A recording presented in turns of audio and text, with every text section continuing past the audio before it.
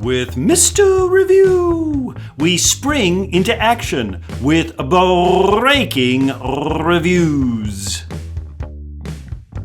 Hello, friends. We have time for one more review on foundations. You remember, where the roots are more important than the fruits?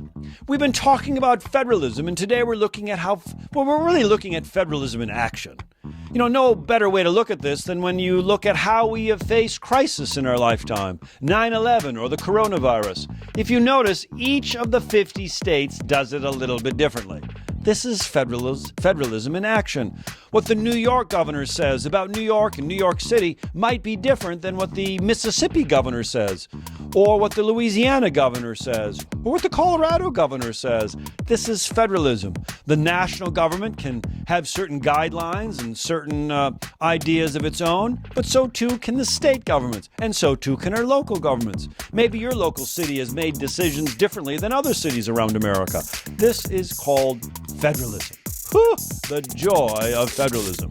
And of course, as we've stated before, but it's worth stating again, this means we have more access points, which builds our efficacy. Efficacy means we actually trust our government.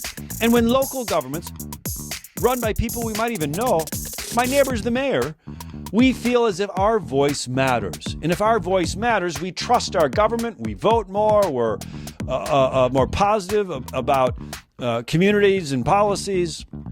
Federalism should build efficacy. It should build our trust in government because we're closer to it. We have access to our government, local, state, and national. So many different doors. But it also means more doorways for the crooked. Those crooks, if I can't influence my mayor, I'll go to the city councilman. If I can't go to the city councilman, I'll go to the police officer. So many different access points. It's a danger. We, the people, have to keep a keen eye out, put a light on. We need the media with its watchdog role to keep an eye on our government. Because of all the access points, we are susceptible to more corruption. The bottom line, my friends, is federalism is just another piece of the puzzle that our founding fathers envisioned, creating a limited government. You heard me. In the end, because of our inalienable rights, life, liberty, and the pursuit of happiness, government was established to protect those rights, not to take them away. And by doing so, we've created many governments so that no one government would be powerful enough to take away our inalienable rights. Looks great on paper, but it involves a lot of work from you and me. Don't hesitate to get involved because the future of your government is in your hands.